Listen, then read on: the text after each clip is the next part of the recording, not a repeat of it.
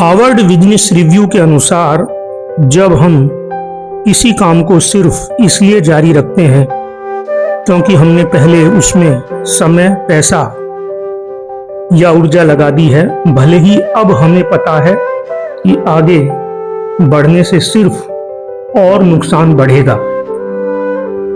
यह एक कंसेप्ट है संक कॉस्ट फैलेसी। ये लाइन सिर्फ किताबों की बात नहीं है बल्कि हमारी रोजमर्रा की जिंदगी का आईना है। चाहे वो बोरिंग फिल्म हो, घाटे का बिजनेस हो, या फिर एक टूटा हुआ रिश्ता, या एक खराब नौकरी, या कुछ और। हिंदी में मैं इसको बोलता हूं बीती लागत का जाल। कल्पना कीजिए आप एक सड़क पर हैं जो एक खतरनाक पहाड़ की तरफ जा रही है। आप जानते हैं कि आगे का रास्ता ठीक नहीं है, लेकिन आप ये सोचकर आगे बढ़ते चले जाते हैं कि मैंने अब तक इतना सफर तय किया है, पीछे मुड़ना तो बिल्कुल बेवकूफी होगा। यही सोच हमारे जीवन के सबसे बड़े फैसलों को गलत कर देती है। एक शब्द में कहूं तो बीते हुए को पकड़कर बैठना। उदाहरण के लिए आप एक बेहद खराब फिल्म देख रहे हैं, आप बोर हो चुके हैं, आपकी इच्छा है कि तुरंत थिएटर छोड़कर चले जाएं, लेकिन फिर भी दिमाग में आवाज आती है पर हमने तो इसके टिकट पर 500 रुपया खर्च कर दिया है, अगर आप निकलेंगे तो पैसे बर्बाद हो जाएंगे। क्या सच में, क्या उस कुर्सी पर बैठे रहने से आपके पैसे वापस आ जाएंगे? नहीं, वो पैसा तो जा चुका है। अब सिर्फ एक चीज है, आपका कीमती समय।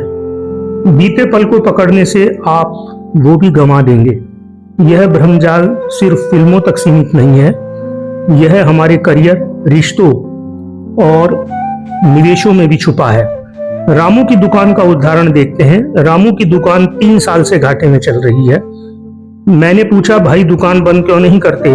रामू बोला, इसमें तो 5 लाख रुपया लगा दिया है, अब बंद करूंगा तो बेकार हो जाएगा। लेकिन सच्चाई यह है कि हर महीने वह और कर्ज में डूबता जा रहा है। दूसरा उदाहरण देखते हैं रिश्ते का। सीमा का रिश्ता सालों से ठीक नहीं है, वो खुद दुखी है लेकिन कहती है मैंने इसमें अपनी जिंदगी के 7 साल लगा दिए हैं, अब छोड़ूं तो कैसे छोड़ूं? और सच यह है कि बीता हुआ प्यार वापस नहीं आता, उसे पकड़कर बैठे रहने से भविष्य का सुख भी चला जाता है।